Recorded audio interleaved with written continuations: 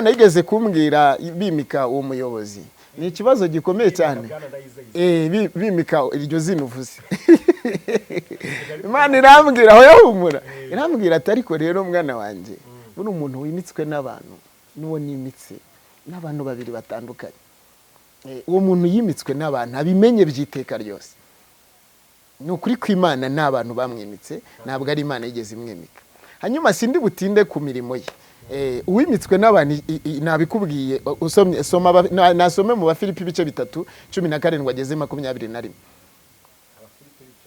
cyo nashakaga kukubwira uri kumbaza ibya rukiri ntabwo Yesu yabayeho mbere ya rukiri kandi ntabwo kuvuga ngo intama za rukiri zizajya none se Imana yo yohereje igisambo ijambo ravuga ngo nzakubita umwungeri ariko abandi we sinabunge nabakoze nzakubita umwungeri intama zisandara ibyo ryari ijambo ryari rijiye kuri Kristo Yesu kandi Yesu yigeze avuga hano muri Yohana 10:10 ngo abambanjirije bari ibisambo ariko turi no kubona yuko ahubwo hari nabaje nyuma yo bibisambo kurusha turi kumvikana neza ayo umuntu aza nyina akavuga nyina agatangisha abantu uti mwitanga amakaro mwitanga amasima ariko bakayamenagura kandi ntabwo guheshwa no kugura sima ya rukiri cyangwa urumva umuntu akubwira ngo nakoze umurimo none urumva umurimo bakoze bitangara muri rukiri bakoreraga Imana erega abantu nibitekerezeho aba bantu b'abanyedini wavuze kare mu bahasengera yego arabaho ntabwo tukorera Imana muri iyi minsi ngo turi gukorera inda zabo yes exact oya ahubwo bari gukora banzu nyumve neza bari gukorera ahantu bazambarira amakote aho bazafetera amakwe bari gukorera nyine urumva ijambo uvuga ngo kurongora kwari kuriho no gutunda kugeza ubwo no wayinjiye mu nkuge nabwo watumwe n'indaye ntashobora kuza ngo abwirize ubugingo watumwe n'ikinyoma ndeba hano watumwe n'ikinyoma ntashobora kuza ngo abwirize ubugingo watumwe na Kristo Yesu niwe wenyine ushobora kandi watumwe na Kristo uyu munsi wa none ntago nyine bashobora kumuha donc kumuha impamvu z'umwanya ngo asobanure ubugingo ahubwo bazana amaelezi n'amapresentere n'impamvu zinuze za donc zo kwiyoberanya uri kunyumva neza donc bakaza donc kuvuga masonje n'amanuze na vene trompeuse nyine akaza kuvuga ibintu nyine biyobya abantu kugira kubera yuko nakubwiye ngo sirabisi yamutumye nuvuga ngo yagiye bamuha donc bamuha nago umucuruzi yita ku nyungu rusange inshuti yanjye nyine ubwo wose wahoze uvuga ni nyine sinzi byari byo uwo nyine wanacyo kuko urumva jewe Yesu yantumye kuvuga ubuntu bwe n'ubwiza bwe gende kukubwira ngo erega wikita erega nakubwiye ni yibe ni gihe gitoya nanabeshye ni gihe gito uze nta nabireba ibintu utanakomera mu myaka 30 uri kumva neza ubu Rwanda rumaze donc ruri gucelebrating imyaka 30 ruboho ariko we urumva ntago azayobora iryo dini aho uvuga iyo myaka ubwo se nta nubwo yumva akwiriye kugira isoni no kwikanga ese ubwo ntago yigira kuri n'abahungu be uko byagenze ese nareba yuko uhemukiye Imana batayihemukira ahubwo ko ari we uri kuyihemukira nareba yuko se urupfu nukuvuga ngo urupfu ari kurutwara mu ikote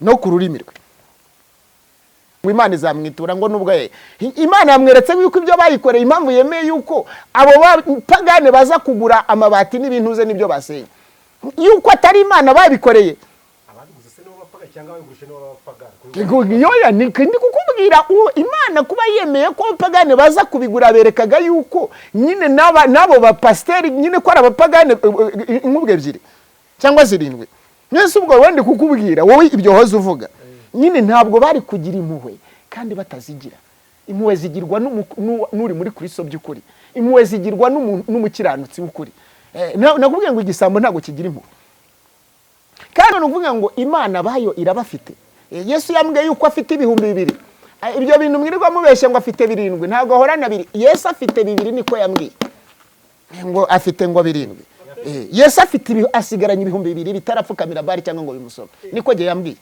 ntago bikiri none se kubwa Paulo yaravuze ngo ntakiri umuyuda n'umugiriki erega abantu nabaswa cyane nyene nakubwiye ko nebonye inote nyinshi zishya ngiye kubona mbona hasigaye donc 1,000 Imana irokoye mu muriro mbongiye kubona muri cya 1,000 mbona hagiyemo abantu benshi cyane mbona nindi note y'igihumbi mbona nayo ibayemwe abantu benshi cyane nambwira ngo ifite abantu 2,000 bigira gute Yesu afite abakiranutsi bake mwisi ntago igifezwa ku mubiri ahubwo ni iryo dini uri kuvuga ureba abagore babo bari kujugunya ibitambaro bati ibi nibigezweho bakakunda kujya kurimbuka bari gusiga amarabero bari kwambara amahotaro ibyo ntibyajyaga bibaho nukuri ko Imana ndi kukubwira ko nta mugore cyangwa umukobwa wuzuraga umwuka wera mbere wambaraga amahotaro ibi ngibi muri kubibona na za Amerika za Kanani nuze ariko nababwiye ngo ibyo ni ibya apotre n'aba bishop yana nigeze kubona umuntu ngo winoma donc swadiza cyangwa se kise nome ngo apotre yiganye uwo nguwo ngo docteur arangije ngo ngo bamuguriye amagofero kandi akabeshya ngo numuhanuzi ngo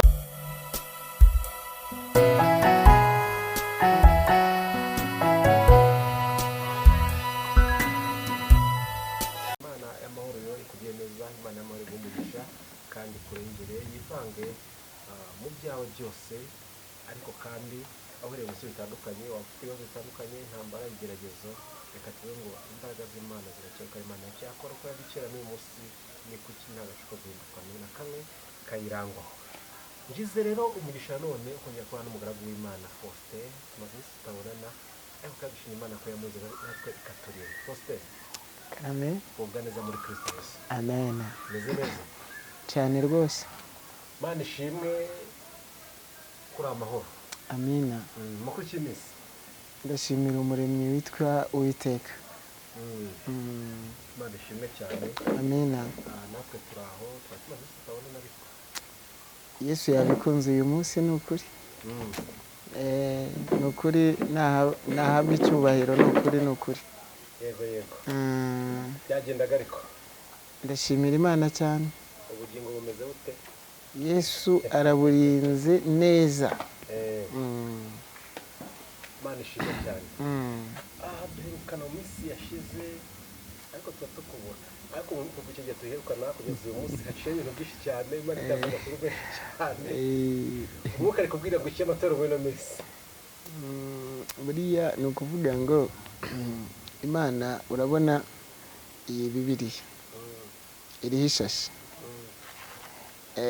ibyo byose ntabwo ushobora gusoma ibirimo ishashi ridakuweho hari ibintu Imana ibikira abantu bayo ikabibikira mu gihe gishya kandi ikanabibikana n'ijambo rishya urumva Eliya kuvuga ngo nijye muhanuzi usigaye inyuma hari Pawulo inyuma hari Elisa inyuma hari ba Daniyeli urumva nyine kiba ari ikibazo hanyuma umuntu Imana ikunda imubikurira ijambo itigeze iha umuntu ijambo Imana yavuze kuri Yohana Umubatiza nta muhanuzi yigeze ibivugaho mu minsi yose na Aburahamu wari inkoramutima y'Imana inshuti y'Imana ntiyamubwiye ibyo na Yakobo ntiyabimubwiye kandi Yakobo agiye guhesha umugisha abahungu be ndavuze ngo ndabahesha umugisha uruta uwo sogokuru Aburahamu yabahesheje rero ni ukuvuga ngo ni Imana ikomeza isezerano ariko ikanarikomeramo ariko Imana ntigikomera amaboko isezerano ahubwo abisezeranye ibakomereza amaboko Imana ntigikomera amashyizerano ariko kandi bajya bavuga ngo n'uwihaye isezerano ngo iramurisha cyane byose twese duherukana ubushize hari ikintu mu madini cyo gufunga insengero n'ibikorwa bimwe na bimwe ku nsengero zitari zujuje ibisabwa twagiye tuganira kenshi utubwira ikinyoma kiri ku madini yego amadini menshi yubakiye ku kinyoma ko Imana igutenye kugira ngo usenye iki kinyoma Imana igutenye kugira ngo ubwize abantu kuri bave mu kinyoma bamenye ukuri kuko kuri ari Kristo ndabyibuka cyane amina kandi ukuri ni Kristo nje kugira ngo mbabwire ukuri mbabwire Kristo muve mu kinyoma cy'idini cyane ndumva naho tugiye kujya tugasa nk'abahacaho gato tugenda mbere yo kuza kugira ngo uze kujya mu tuwe munsi Imana yashyize kuri wowe reka tuba gusa noneho ubamusanga Imana twikomereza Imana iguhe umugisha cyane Uwiteka data mu izina rya Yesu uri Imana nziza kandi uri Imana nzima uri Imana ikomeye kandi uri Imana ikora imirimo n'ibitangaza tugeze ku musaraba TV Yesu turaje kugira ngo Uwiteka abo wameneye amaraso ari ababa ku musaraba TV n'abataba ku musaraba TV abanyarwanda n'abatari abanyarwanda mbese abantu waremye mu isi ngo bayituremo bakora imirimo nk'iyo Koroneliyo yagukoreraga. Natwe turaje tutaje kuvuga, ahubwo tuje kuzurira mu mpamvu z'ibyo wavuze n'ibyo wahamirishije akanwa k'abahanuzi benshi. Natwe kandi watugiriye ubuntu uduhaka ikiragano cy'umwuka wawe wera. None turakwinginze cyane, tuje gukora umurimo, reka ntaba ari twe ahubwo dushyigikire cyane, kandi mu izina rya Kristo Yesu amaboko yawe akomeze kurwanira ab'umusaraba wawe, kandi tape enfode sadene shaye abo wakoreye ibikomeye ku musaraba, ni twebwe abo haye ikiragano cy'ubugingo. Rero komeza kurinda ubwo bugingo, komeze kuturindana n'irage ryabwo, mbese n'ubuzima bw'abari mu isi bagukorera kandi bakwiringira. Reka rero uze kuyobora kanwa kacu, turinde iby'abantu, turinde iby'isi, uturinde iby'abantu buntu, ahubwo umwuka wera atubera imbaraga mu mpamvu zo kuvuga no gutangaza impamvu z'imirimo yawe, uhereye umunsi ukageza iteka ryose mu izina rya Kristo Yesu. Amina. Imana igumugisha ku isengesho ryiza udusengeye. Nari kuvuga aho duherukanira ubushize, aho twavuganiye ibyo twari tukuganiraho. Uyu munsi poste ntago ngiye gutandukira cyane, nubwo ndikujyamo ubariza mu itorero rya ADEPR cyangwa se mu idini rya ADEPR. Yego, ari kuvugwa inkundura yuko hari urusengero rwamaze kugurishwa rwasenywe. Yego, ibi bintu ntararenga ntajye binongeraho, wabimenye? Yego, ubimenye wabyumvishe gute wowe nk'umwe mu bakristo, nk'umwe mu bayoboke b'iri dini rya ADEPR? Imana yigeze kumbwira ikintu, irambwira ati ariko ubujije kuzarwanira ishyaka ADEPR, nkurikirane neza. Ngiye ati ntuzarwanira ishyaka ADEPR, nuko hano mu Bakorino ba kabiri bice 13 murongo w'8 ijambo riravuga ngo kuko ari ntacyo tubasha gukora ngo turwanye ukuri, keretse ahubwo kukurwanira. Kandi hano mu Migani 21 murongo wa 30 hari ijambo ryiza rivuga ngo nta bwenge, nta buhanga, nta nama ziriho zabasha kurwanya Uwiteka. Nubwo abantu Imana igenda ibaha ibimenyetso, ariko ntibashake kumva cyangwa se no gushaka kugira ngo bitaze. Nari mbanje kukubwira ngo Imana nifite umurimo muri iri jambo, Imana nifite umurimo muri Bibiliya. Uze kunkurikirana neza, ahubwo muri Bibiliya harimo ibihamya by'Imana, harimo n'ibiyihamya n'umucyo w'Imana uri mwahangaha. Rero kiba ari ikibazo gikomeye cyane, aho Yesu avuga ati ariko abantu muzabamenyera ku mbuto. None se hano mu Bafilipi bice 3:17 hari amagambo meza avuga uburyo abantu bakwiriye kugera ikirenge mu cya Kristo Yesu, bakakigera no mu cya Paulo. Si ubu Paulo ntabwo ahari, ahubwo ibyo yahamije ashorowe n'umwuka w'Imana nibyo biri mwaha.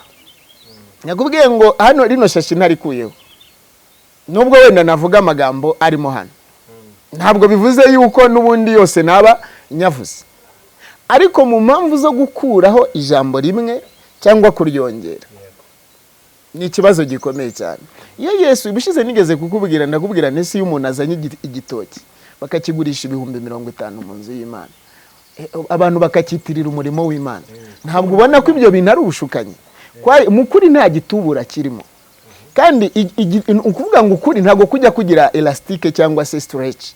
Stretch ni ikintu gikweduka, elasticity. Rero nukuvuga ngo rero ukuri ntabwo ari product, ntabwo ari igihangano, si n'igihimbano. Ukuri kwaravuze ngo ni inzira n'ubugingo. Nukuvuga ngo ukuri hejuru y'uko ari inzira, ariko ni n'ubugingo. Hari Bibiliya, donc aricyo navuga ngo Bible morte cyangwa se parole morte, donc ijambo ripfuye ridakiza. Ariko Yesu ntabwo tumusoma, ahubwo Yesu turamuhishurirwa mu mpamvu z'icyo yandikishije. Kuko ijambo ravuga ngo ibyanditswe byera ntibibasha gukuka, niko hano muri Yohana 10:35 havuga. Rero aba bantu waruvuze bidini, hari ukuntu umuntu azagakorera idini, ukorera idini abanakorera inda.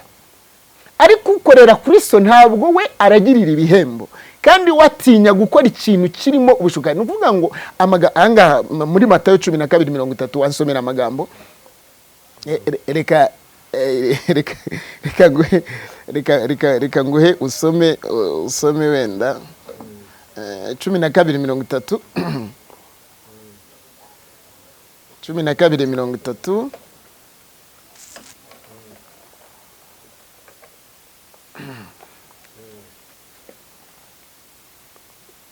12:30 urageza ku murongo wa 37 ariko umurongo wa 36 na 37 niwo dushaka kuvugaho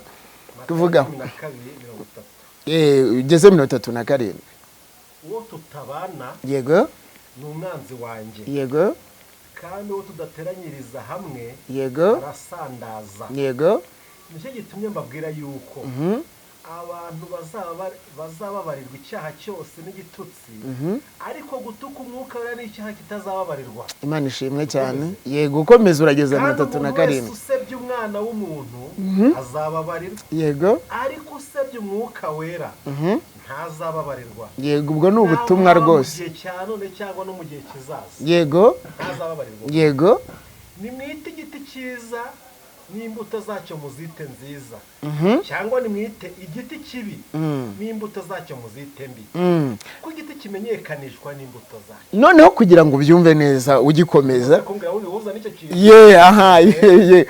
komeza nacyo turaza kwe n'abana mw'inshiramwe mwabasha mute kuvuga amagambo meza muri babi ibyuzuye mu mitima n'iby'akanwa kavuga. Umuntu mwiza atanga ibyiza bikuye ku butunzi bwe bwiza n'umuntu mubatanga ibiba bikuye ku butunzi bwe bubi. kandi ndababwira yuko ijambo ry'imfabusa ryose abantu bavuga bazaribazwa ku munsi w'amateka. Amagambo yawe niyo azagutsindishiriza kandi n'amagambo yawe niyo azagutsindisha. Cyane ni Yesu n'amagambo ya Yesu. Imana iguha umugisha cyane. Imana yigeze kumbwira bimika uwo muyobozi. Ni ikibazo gikomeye cyane. Bimika iryo zina uvuze. Imana irambwira aho yahumura. Irambwira ati ariko rero mwana wanjye buri umuntu wimitswe n'abantu n'uwo nimitse n'abantu babiri batandukanye. Uwo muntu yimitswe n'abantu abimenye byiteka ryose. Nukuri kw'Imana n'abantu bamwimitse ntabwo ari Imana yigeze imwimika. Hanyuma sindi butinde ku mirimo ye. Uwimitswe n'abantu nabikubwiye usomye nasome mu Bafilipi ibice 3:17 ageze 21.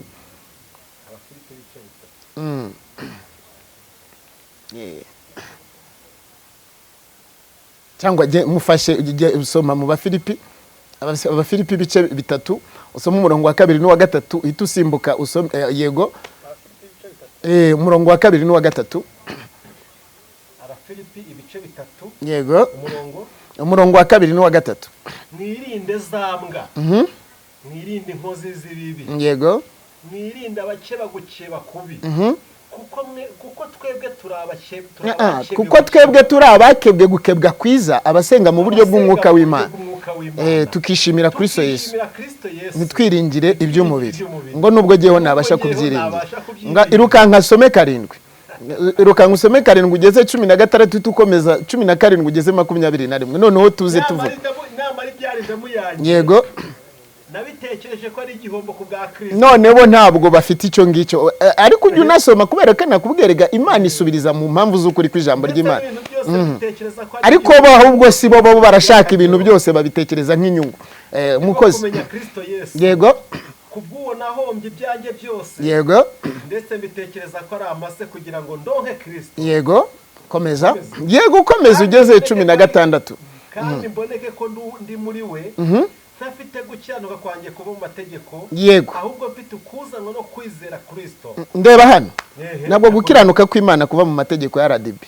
nta nubwo kuva no mu mategeko y'Abanyarwanda nta nubwo kuva muri bonne gouvernance cyangwa ikindi nta nubwo kuva muri iryo dini nta nubwo kuva muri ADEPR ni kuva muri Zion ni kuva mu baporo ni kuva muri restoration ntago kuva muri Islam. Gukiranuka kw'Imana gutangwa na Kristo we mwenyewe. Nakubwiye ngo Eliya menya neza yuko nta gitabo cy'amategeko nta nubwo yanabanaga na Bibiliya. Iyi ni Bibiliya. nakubwiye ngo Mose yahawe ijambo ry'Imana ntabwo yahawe amategeko ariko uyu munsi wa none hano Yohana 12:48-49 hari amagambo ahari uri buze gusoma nyuma ariko icyo nashakaga kukubwira uri kumbaza ibya rukiri ntabwo Yesu yabayeho mbere ya rukiri kandi ntabwo kuvuga ngo intama za rukiri zizajya none se Imana yo yohereje igisambo ijambo ravuga ngo nzakubita umwungeri ariko abandi we sinabunge nabakoze nzakubita umwungeri intama zisandara ibyo ryari ijambo ryari rijiye kuri Kristo Yesu kandi Yesu yigeze avuga hano muri Yohana 10:10 ngo abambanjirije bari ibisambo ariko turi no kubona yuko ahubwo hari nabaje nyuma yo bibisambo kurusha turi kumvikana neza aho umuntu aza nyina akavuga nyina agatangisha abantu uti mwitanga amakaro mwitanga amasima ariko bakayamenagura kandi akavuga ati 2018 twebwe twari twaramenye ko rukiri iri mu mazi izimuka ariko noneho akaza ngo muzane amaso donc amasonorisation n'ibindi bintu na za sound proof amaprafagezweho urumva wizi neza hanyuma warangiza hano Zaburi 15 ijambo rikavuga ngo ninde uzahagarara ku musozi w'Uwiteka nuvuga ukuri nkuko kuri mu mutima we utabekeresha abandi ukuri ubwo twabonye aho ngaho Matayo 12:36 ko amagambo yawe ari yazagutsindisha kandi ni yazanagutsindishiriza ku munsi w'imeruka ikintu uvuze nico rubanza kandi nico gukiranuka niwo Yesu abirebera Yesu we ntabwo urumva iyi ni miruwari nubwo mwanga kureba ariko Yakobo yarabivuze ngo ureba muri ibi yarangiza ntaje gukora icyo ijambo ryamusabye ameze nyine nk'umuntu wamaze kugira gute kwirungurukanya muri miruwari yarangiza kiyibagirwa ahubwo ni ukuvuga ngo ureba icyanditswemo hano warangiza ukajya kuzura nacyo kandi ukacyuzuriramo komeza usoma ayo magambo kuko urasangamo igisubizo tutagiye mu bintu byinshi yego kandi mboneke ko ndi muri we ntafite gukiyanuka kwanjye kuva mu mategeko yego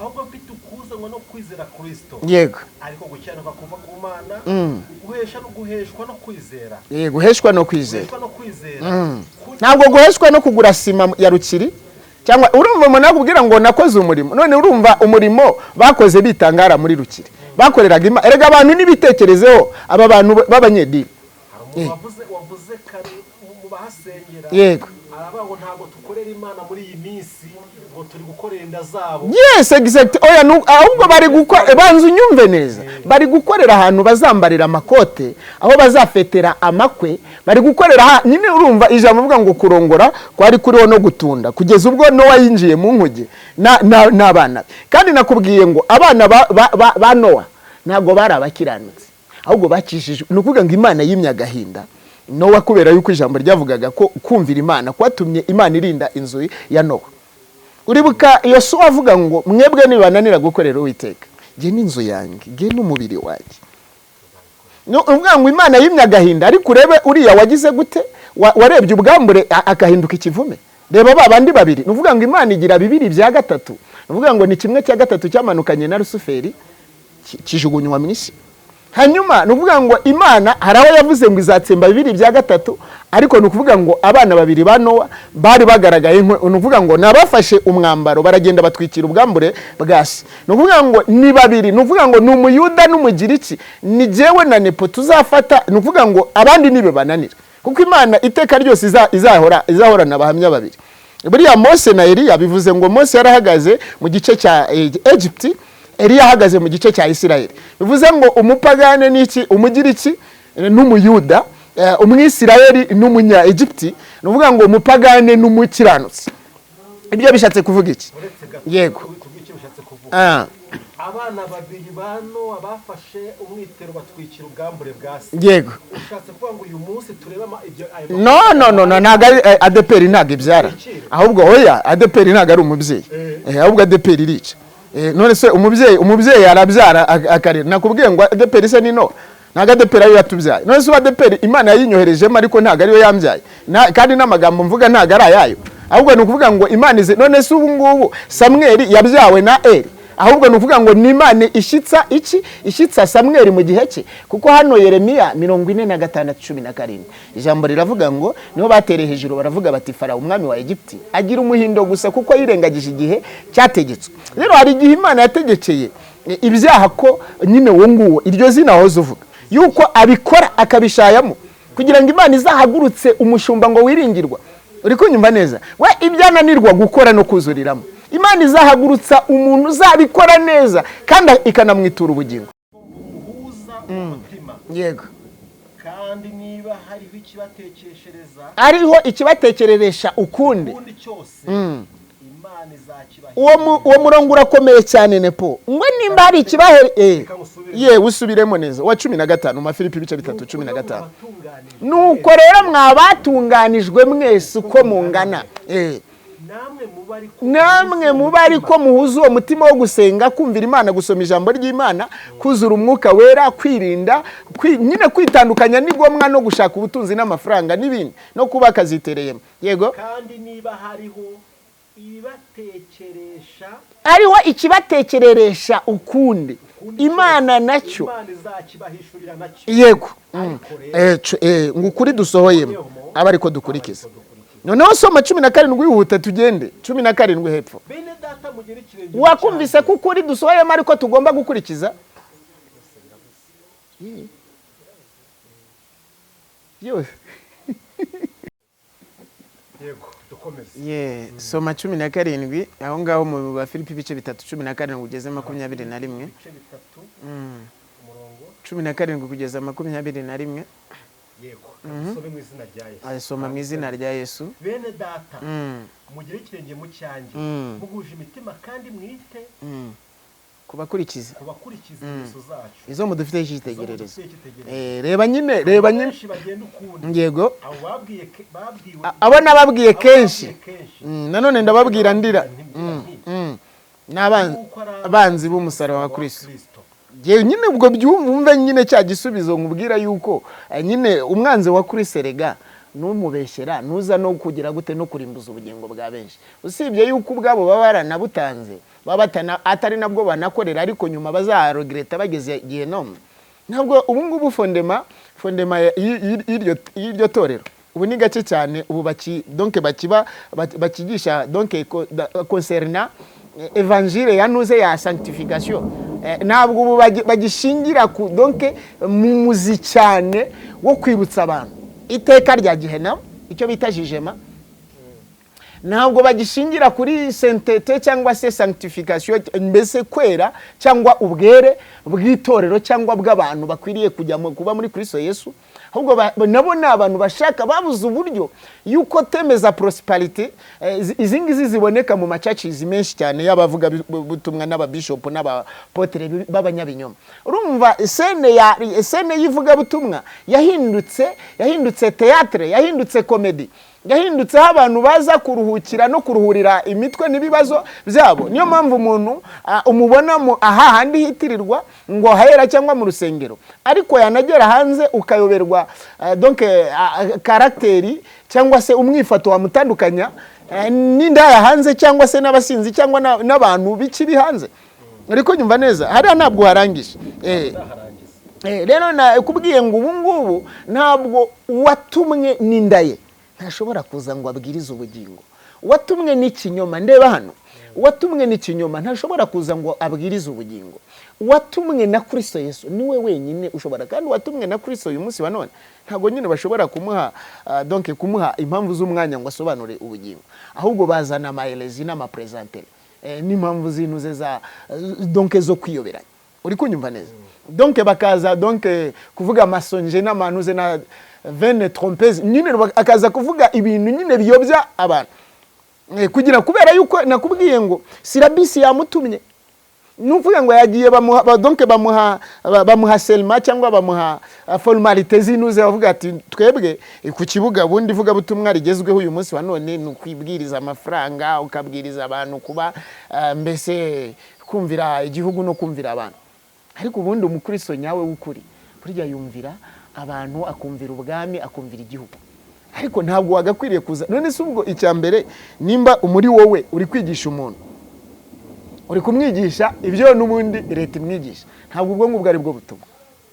Ahubwo nuvuga ngo impamvu utamenya kwigisha ibya Kristo nuko ahubwo nuvuga ngo watumwe n'abantu, araza akigisha iby'abantu. Ariko watumwe n'Imana kubera yuko we uyu munsi wa none uri kunyumva neza hari icyo bita rivalite akaba icyo bita competition ariko ubundi mu kibuga cy'isi no habamo competitivity kwa Yesu ntago habamo kugira gute competitivity ntago habamo rivalite ahubwo nuvuga ngo nakubonye hari ibyo umurusha cyangwa hari ibyo yahishuriwe arushaho kukwishimira akarushaho kugira gute kunyurwa n'impamvu z'icyo umwuka nyine yaguhishuriye cyose uri kunkurikirana neza rero niyo mpamvu rero nakubwiye ngo uyu munsi wa none umuntu araza donc akiyoberanya akambara facette ya donc facette ya muto ariko alilo icurura cyangwa icyo nakita fox uri kunyumva neza akaza afite donc afite ikindi kintu silhouette y'umwijima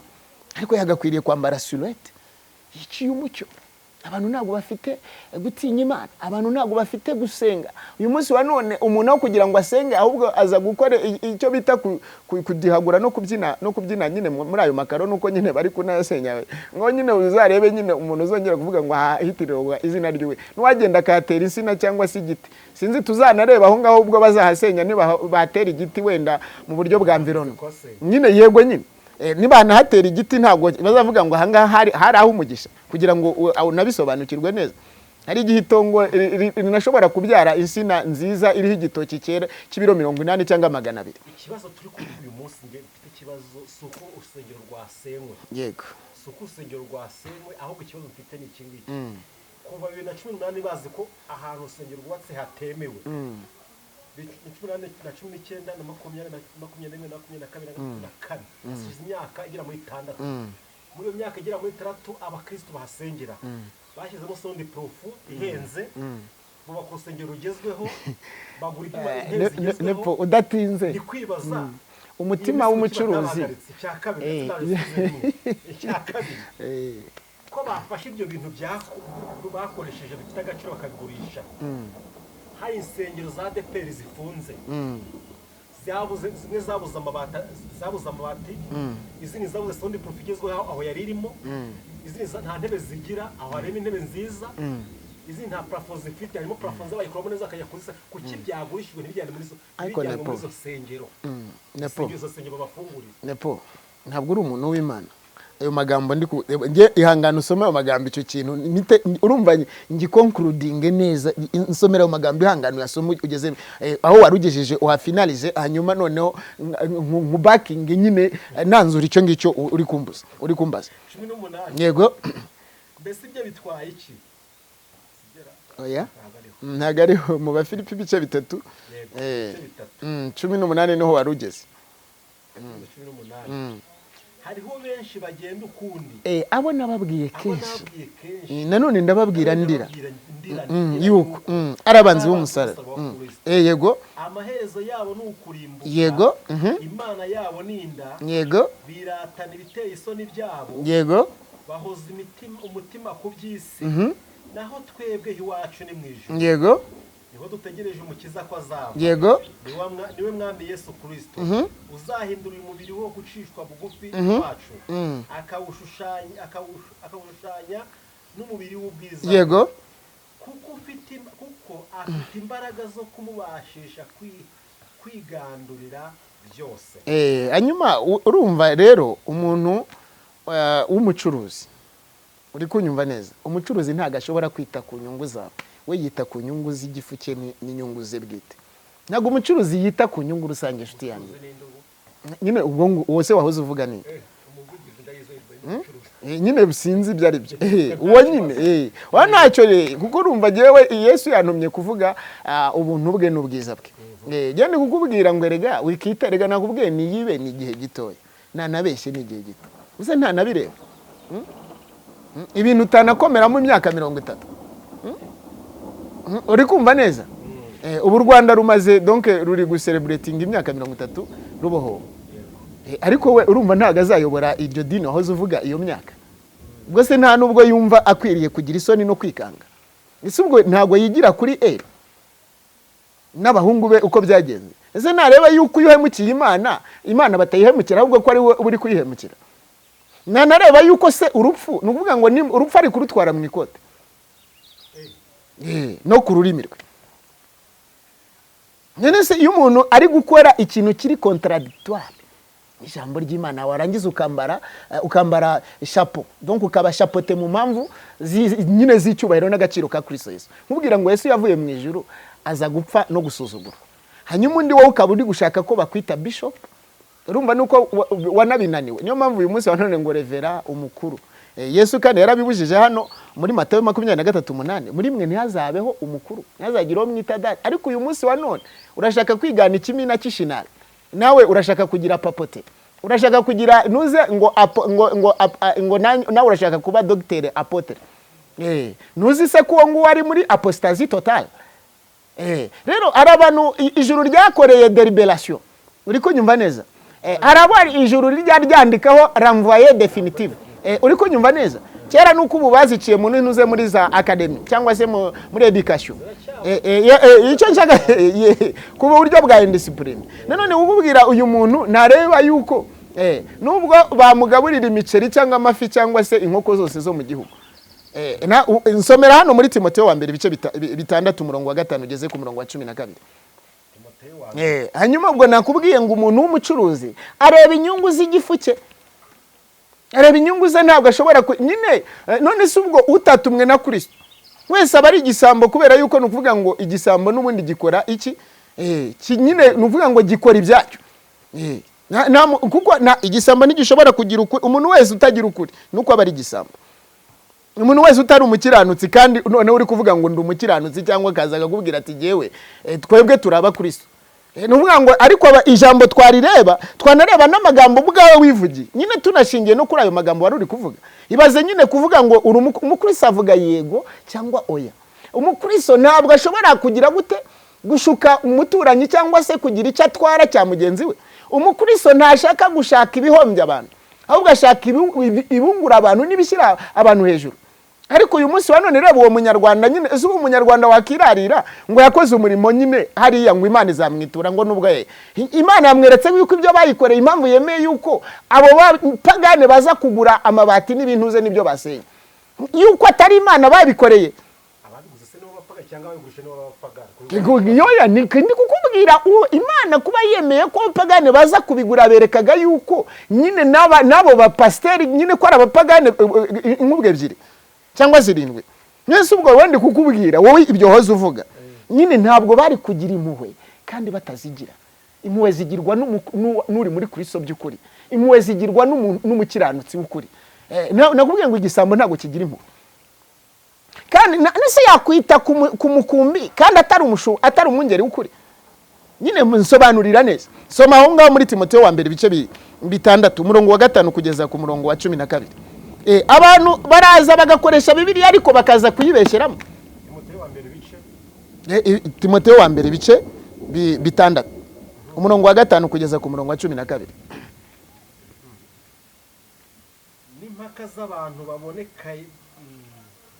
bononekaye no soma neza Timoteyo wa mbere ibice 6 umurongo wa 5 kugeza 12 n'impaka z'abantu bononekaye ubwenge yego bakamyemo ukuri bibwira yuko kubaha Imana ari inzira yo kubona indamu yego icyakora koko kubaha Imana yo gufatanije no kugira umutima unyuzwe kuba inyungu nyinshi kuko ari ntacyo twazanye mu isi kandi ntacyo tuzabasha kuyivanamo ndeba hano nepo umuntu amenye neza ko aramumva nuze hariya mumva ko nta kintu amanukana ariko abantu bagiye ariko ubu koko mu by'ukuri kuki abantu batiga iteka kuki abantu bafite ikibazo gikomeye cyane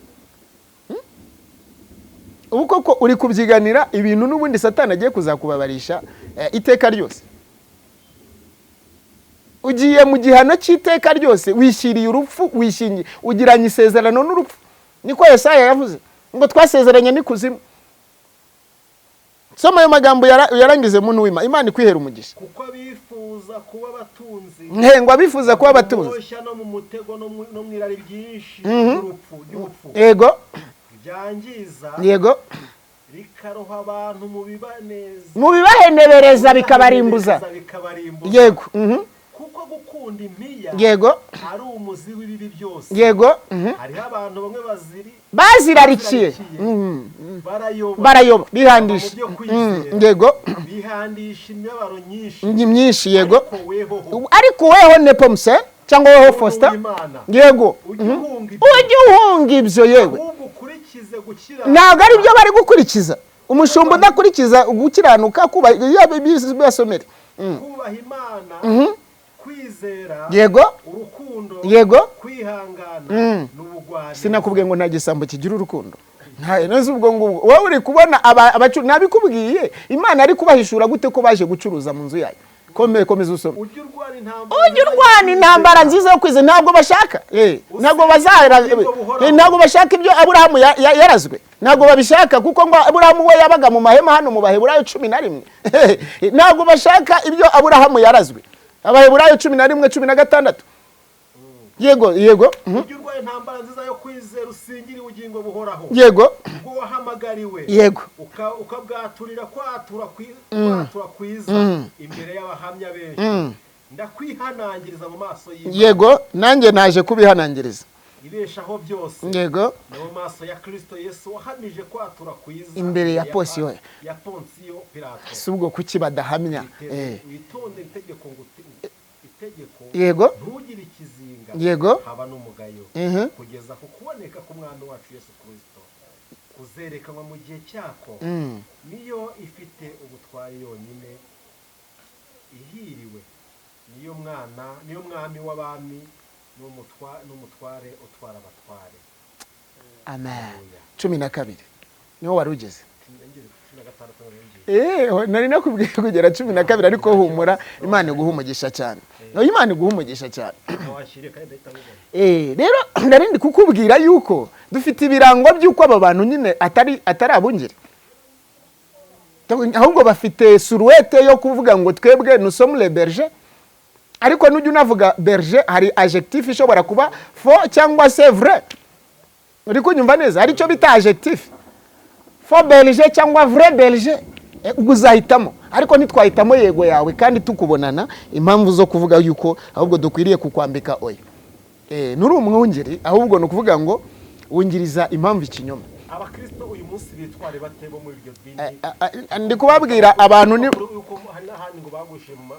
nibashaka bahagurishe rega kugira ngo umucyo n'umwijima bihuriye kuri Sawuriye na Beleyari uri kumurikirana neza kandi aho mu bice 7 ijambo rikavuga ngo nuko bakundwa dufite byasezeranirwe twizeho imyanda yose y'umubiri n'umutima abantu banze kwezwa ku mutima banga kwezwa ku mubiri ahubwo ni iryo dini uri kuvuga ureba abagore babo bari kujugunya ibitambaro bati ibi ni bigezweho bakakunda kujya kurimbuka bari gusiga marabero bari kwambara amahotaro ibyo ntibyajyaga bibaho nukuri ko Imana ndi kukubwira ko nta mugore cyangwa umukobwa wuzuraga umwuka wera mbere wambaraga amahotaro ibingibi muri kubibona na za Amerika za Kanani nuze ariko nababwiye ngo ibyo ni ibya apotre n'aba bishop yana nigeze kubona umuntu ngo winoma donc swadiza cyangwa se kise nome ngo apotre yiganye uwo nguwo ngo docteur arangije ngo bamuguriye amagofero kandi akabeshya ngo n'umuhanuzi ngo abantu bari kumugurira amagofero banze unyumve neza bari kumugurira akavuga ngo yadafite amafaranga ararakara ngo yumva agize umujinya agatinyuka ari ku gatuti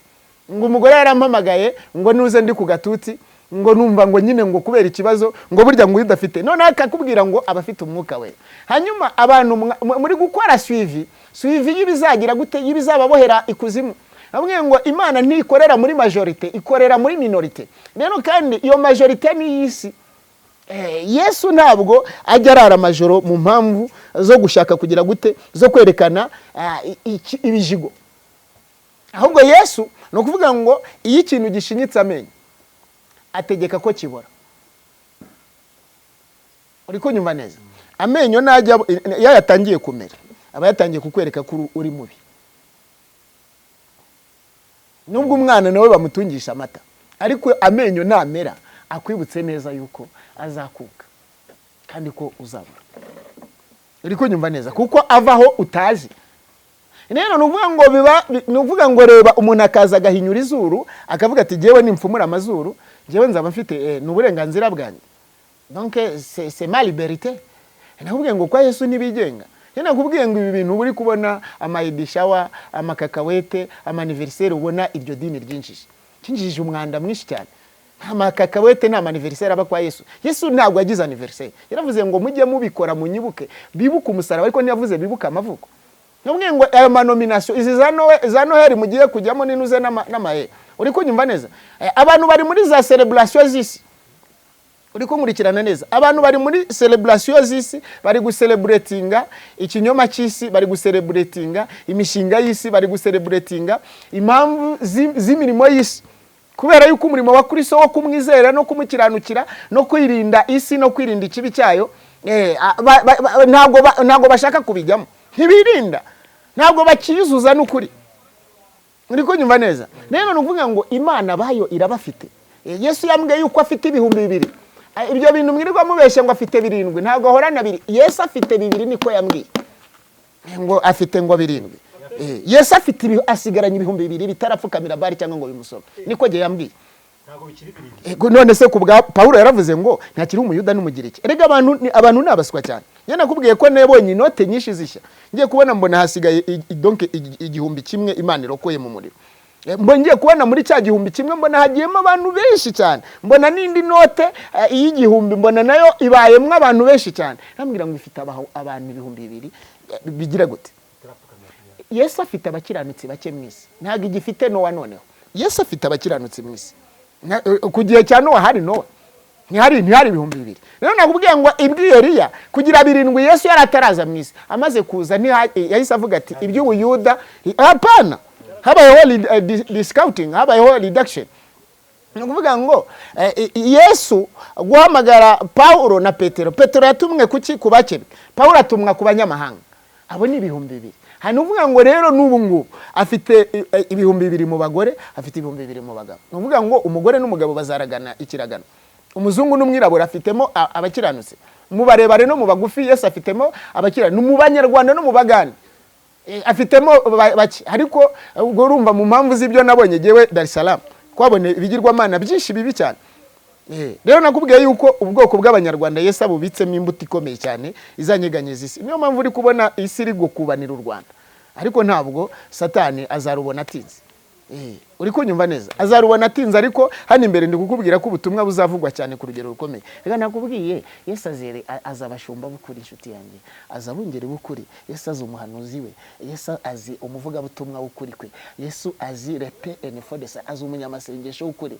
Azi remende for the side. Azi umukiranutsi wirinda mu mpamvu zose. Na wowe genda ukomeze kakawete na za bride shower, komeze za anniversaire n'ibyo bintu by'umwanda. Yesu ntabwo aba muri byo. Yesu aba kandi urumva Yesu ntiyicishije abantu amasengesho. Kandi Yesu ntanahamagarira abantu gusa nabi. Ntabwo ubusirimu ari ubwa Yesu. Ubusirimu ni ubwa Satani n'ubwisi.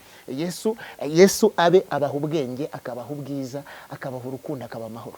Umunyarwanda nuvuga ngo nimba hari umunyarwanda Imana yagira muzima, ni umunyarwanda ukiranukira Imana mu izina rya Kristo Yesu. Ariko umuntu wese urwanya Imana wese ahubwo nuvuga ngo u Rwanda rwagakwiriye kumutinya. Umuntu wese utubaha Yesu Kristo u Rwanda rugera umutinya. Ariko ibi bisambo biza kuvuga Yesu mu mpamvu zibabwira ati twebwe turabashumba twize nuze dufite za graduation. Kwa Yesu niyabamo za grade, niyabamo no kugira Bibiliya 100 niyo wagira papeteri yose cyangwa se biblioteke yose. Yesu si uw'ibitabo. Yesu ntago ari uw'ibitabo. Yesu si n'uw'amagambo. Ahubwo Yesu we ubwe yaravuze ngo ni ijambo. Mbere na mbere hariho jambo yareye. Yesu kandi ijambo rye rifite ubuzima, ritanga ubuzima. Yakubwiye ngo aragukijije kandi anagukiza mu nzozi. Nkuko n'umuntu umuntu ashobora gupfira mu nzozi cyangwa akandurira mu nzozi. Rero uyu munsi ni muri gushaka kwita ku nzozi, ntimushaka kwita ku by'umwuka ari kubabwira n'ibyo ari kubaburira, ahubwo mukaza kubeshya twebwe turaba ADEPR, twebwe turaba Zioniste, twebwe turaba Restoration, twebwe turaba Betesida, turabo kwa wa mubyeyi w'umudamu, turaba hahane. Warayobye. Uzave mu rufatiro rw'abagore uzajye ku rufatiro rwa Kristo Yesu. Nta rufatiro rw'abagore rubaho. Ahubwo urufatiro ni Kristo Yesu. Urufatiro ni ijambo ry'Imana. Nta rufatiro rw'abantu, nta rufatiro rwa murenge. Shyira hasi murenge, ushyira hasi Kigali, ushyira hasi Rwanda, ushyira hasi Amerika, ushyira hasi Canada, ushyira hasi ababishop, ushyira hasi ububishop, ushyira hasi ubwa bishop no bwa ntuze. Ngo abarisheveke n'abantuze n'abaheveke n'utundi tuntu twinshi mukuririza cyane. Ubu mukiranutsi kandi ubimbata ni muruta Paulo. ariko Pawulo we ubutumwa bwe yarabupfira aravuga ngo ameze nk'ibisukwa ku gicaniro. Uyu munsi wa none niyo mpamvu mushidikanya ubugingo muvuga ngo nubwo ndi umusumba ariko ngo nanjye naba ndi umuntu nakiranirwa. Pawulo ntiyavuze ati, Pawulo ntiyavuze ngo nanjye ndi umuntu, ahubwo yavuze ngo ndi maze kumera nk'ibisukwa. Yarinze ibyo kwize. Impamvu nyine wishidikanya no kubugingo butari muri wowe, niyo mpamvu ahubwo uza gupimanyiranya no kubesha ubuhanuzi Imana itanagutumye. Ukaza ukavuga ngo profete. Ese ubwo profete mu Rwanda, ubundi profete ni iki? You are prophet. You can prophesy. Wavuga ngo je peux prophétiser. Iyo izo prophecy zawe no kuvuga ngo ndi evangelist, akumva ko ari akantu ka titre ubwo nawe ubwabonye abaye eveke cyangwa abaye bishop yavuga ati bishop ni ikintu gikiri. Kandi rero nakubwiye iyo umuntu avuze ngo ahisemo kuba bishop bivuze ngo mpisemo kuba isoko n'iduka. Rero Imana izandinde icyo kibi. Imana izandinde icyo kibi mu izina rya Kristo Yesu. Izame kuba umukristo no kumunyamasengesho. Amen. Reka tugushimire wowe imvura iguye. Yego. Nuko tujyamo tugane ku musozo tuzakuze ko no kudusengera Imana imvura itakijya ariko yego tuzabirambura. Tuzabirambura. Erega tuzabirambura nukuri. Ngewe icyo nakongeraho, Imana yarambwiye ngo abajya kugwa bagiye kugwa nepo. Abantu bagiye kugwa, abo kugwa ariko noneho nabo gukira no gukizwa. Ibyo byose Imana bibifitemo formule, bibifitemo ubufindo. Bwari abantu rega Imana igiye guha agakiza abinyuma abo igiye guhindura intwari n'inkoramutima. Ariko ngo kuko mwabarebeye kubusa, erega nakubwiye ngo ubusinzi n'ubusambanyi si wowe ubwikiza, ahubwo ni Yesu ubigukiza. Ni Yesu bidutujanduramo akabidukiza. Kandi ntukanarata icyaha, wirata gusinda kwa, wirata gusambana, wirata n'ubugambo bwawe n'amagambo yawe, winarata n'umwanda, wirata na kurogana unogesha akanwa kawe. Ese kucyugenza ariko ubwo urumva wagenzura Imana? Rero narindi kukubwira yuko reka bo gupfa bapfe, abo gukira Yesu azababera umucyo n'agakiza. Ndumva amagambo twasoreza muri Yesaya 12:1-3 ubundi nerekera gusenga hanyuma kugira ngo bitugendekere neza. Yesaya 12:1-3 uhita usoma Zaburi 32 umurongo wa 6 tugeze ku murongo w'8. Yego 1-3 nuvuga ngo 1-2-3 hanyuma uhite usimbuka usome Zaburi ugaruke hino Zaburi 32:6 tugeze ku 8 hanyuma ubwo dusenge. Yego Imana iguha umugisha cyane. Ugiye kubanziriza kuri Zaburi. Okay, hose wahaye Imana iguha umugisha cyane. Yesaya 12:1-3. Yego Uwiteka ashimirwa imbabazi agirira abantu. Yego uwo munsi uzavuga uti Uwiteka ndagushimira yuko nubwo wandakariraga uburakari bwawe bushize ukampumuriza. Dore Imana niyo gakiza kanjye, nzajya niringira ne gutinya. Yego Uwiteka Yehova ari we mbaraga zanjye n'indirimbo yanjye. Yego agahinduka agakiza kanjye. Yego Zaburi 32 murongo 6 tugeze ku 8. Zaburi 32. Yego 6 kugeza ku 8 aravuze ngo cyo gituma umukunzi wawe wese kugusengera igihe wabonerwamo nukuri umwuzure w'amazi ntago uzamugira. Yego Yego Imana ishimwe cyane.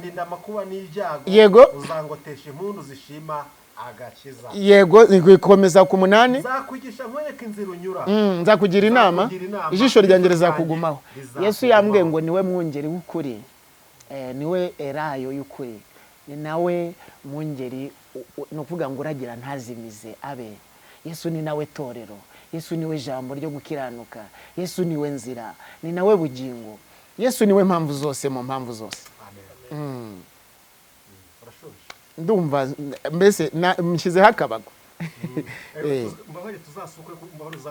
Nukuri nta yego nukuri nzaza tubiramba, rega nzaza tubidetaye. Rega abantu nuko badashaka kwiga kandi abandi bigize abigisha kandi Imana itarabibahaye. Ugushaka ko nakuye nimero 0788 215107. Ndasubiramo 0782215107. Imana ibahire kandi bahumugisha. Imana igumugisha, Imana mo kandi inezeza udukurikiye bose mu zina rya Yesu Kristo.